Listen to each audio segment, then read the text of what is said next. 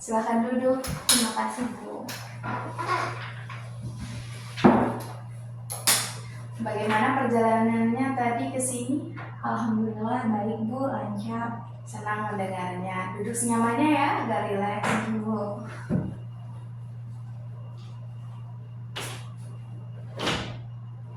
Sebelumnya saya ingin bertanya, apakah Anda lebih nyaman dipanggil nama, kakak, mbak, atau yang lainnya? Panggil Mbak Ima aja ya, Bu. Baik, Mbak Ima. Sebelumnya saya ingin mengucapkan terima kasih karena Mbak Ima telah meluangkan waktu dan bersedia hadir pada sesi konseling hari ini. Iya, sama-sama, Bu. Saya juga senang bertemu dengan Ibu. Baik, jadi saya ingin bertanya, apakah ini pertama kalinya Mbak Ima melaksanakan sesi konseling? Benar, Bu, ini pertama kalinya saya mengikuti sesi konseling. Ya, jadi sebelum itu saya ingin menjelaskan terkait pertemuan kita pada hari ini. Ini adalah sesi konseling pertama kita. Pertemuan ini untuk membantu Mbak Ima menyelesaikan masalah yang Mbak Ima hadapi. Mbak Ima tidak perlu takut untuk menceritakan permasalahannya kepada saya. Mbak Ima perlu terbuka dan tidak perlu ragu karena saya akan menjaga rahasia Mbak Ima. Baik, Bu. Jadi apakah permasalahan yang akan kita bahas masih sama dengan apa yang kita diskusikan pada pertemuan sebelumnya? Iya, Bu, masih sama. Saya masih kesulitan dengan masalah tersebut. Baik, maka dari itu kita akan fokus membahas tentang permasalahan tersebut ya. Iya, Bu. Kalau begitu, apakah Mbak Ima sudah bersedia menceritakan kepada saya terkait permasalahan yang Mbak Ima hadapi?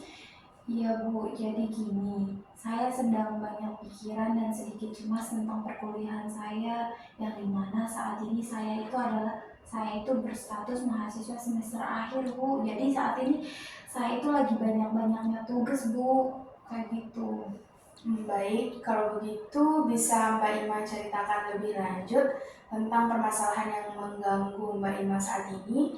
Iya, Bu, jadi gini, kan sekarang itu saya semester akhir dan teman-teman saya itu udah banyak tuh yang pada sibuk-sibuknya buat bimbingan, sedangkan saya buru-buru udah ngajuin judul. Saya masih belum buat ngajuin judul.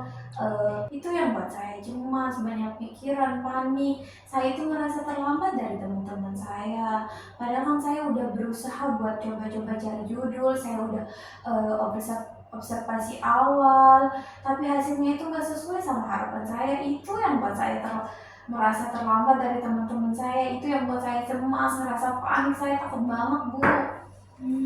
Lalu Mbak Ima, apa ada hal lain? Dan gini juga, Bu, saya pernah mendapatkan tekanan dari salah satu lembaga tempat saya penelitian buat skripsi itu, yang tempat saya observasi awal itu, Bu. Nah, di sana itu saya mendapatkan tekanan, saya dipersulit, dan itu yang buat saya banyak pikiran, dan itu yang buat saya juga sekarang ini terlambat dari teman-teman saya. Berarti dalam kondisi Mbak Ima sekarang, Mbak Ima merasa kesulitan karena lingkungan pertemanan Mbak Ima sudah mulai berubah dan juga ada tekanan dari luar. Iya, benar, Bu. Kalau boleh tahu, apa sih kekhawatiran terbesar yang Mbak Ima rasakan? Saya khawatir saya itu nggak lulus bareng teman-teman saya terlambat, saya khawatir banget, Bu. Dan saya juga pengen cepet-cepet lulus, saya itu punya target, Bu. Tapi yang paling saya khawatirkan itu yang terlambat dari teman-teman saya. Padahal saya kan sama teman-teman saya itu udah dari awal bareng, masuk bareng. Tapi masa iya sih, Mbak, masa iya sih, Bu, saya itu bakal ini terlambat dari mereka, nggak bareng mereka. Itu yang saya khawatirkan, dan itu yang membuat pikiran saya terganggu, Bu. Berarti kekhawatiran terbesar Mbak Ima adalah terlambat dari teman-temannya yang lain. Iya, benar, Bu, dan saya kan juga punya target, Bu, untuk cepat-cepat lulus. Tapi ini semua nggak sesuai sama harapan saya. Selain itu, apa ada perubahan yang Mbak Ima rasakan setelah mengalami beberapa kesulitan tadi? Saya jadi susah tidur, Bu, karena kepikiran dengan hal tersebut, dengan masalah saya tersebut. Belum lagi ditambah dengan tugas-tugas saya pada semester akhir ini belum lagi ada laporan, penelitian, praktik, dan masih banyak lagi Bu. Itu yang buat saya susah tidur, dan kemarin juga sempat saya itu nggak nafsu makan setelah mendapat tekanan dari teman saya observasi itu di lembaga itu Bu. Berarti perubahan yang Mbak Ima alami itu cukup signifikan ya? Iya Bu, jadi itu yang buat saya capek, saya lelah, saya takut, makanya saya kesini buat konsultasi ke Ibu. Baik, berdasarkan apa yang telah Mbak Ima ceritakan tadi, saya dapat menyimpulkan bahwa saat ini Mbak Ima mengalami kesulitan dalam masalah akademik. Hal itu disebabkan oleh perubahan lingkungan dan perubahan di antara teman-teman Mbak Ima. Hal ini menyebabkan Mbak Ima khawatir dan cemas dan menyebabkan kondisi fisik Mbak Ima itu mulai lemah karena kesulitan tidur dan kehilangan nafsu makan. Iya benar Bu, gitu. Berdasarkan hal itu, saya dapat melihat bahwa saat ini Mbak Ima mengalami gejala stres akademik. Oh, jadi apa yang saya alami itu termasuk ke dalam gejala stres akademik ya Bu? Iya, betul Mbak Ima.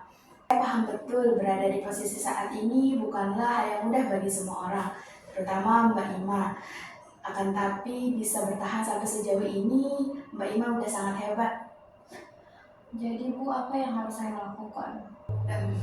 Baik, sekarang kita akan mencoba melihat ke dalam pikiran Mbak Ima. Apakah apa yang menjadi kekhawatiran Mbak Ima, pikiran Mbak Ima yang akan terlambat dari teman-teman yang lain itu mempunyai bukti yang nyata? Saya belum pernah sih Bu yang benar-benar terlambat dari yang lain, tapi itu yang saya takutkan akan terjadi.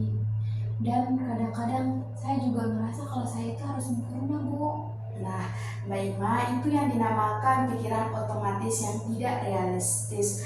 Nah, jadi sekarang kita akan mencoba mengganti pikiran yang tidak realistis tersebut menjadi pikiran yang lebih realistis. Jadi kita akan merubah pemikiran-pemikiran negatif menjadi pemikiran-pemikiran yang lebih positif. Nah, semisal Mbak Ima melihat teman-teman Mbak Ima bisa memikirkan bahwa setiap orang itu memiliki proses yang berbeda. Jadi mungkin Mbak Ima butuh waktu yang lebih lama daripada teman-teman Mbak Ima.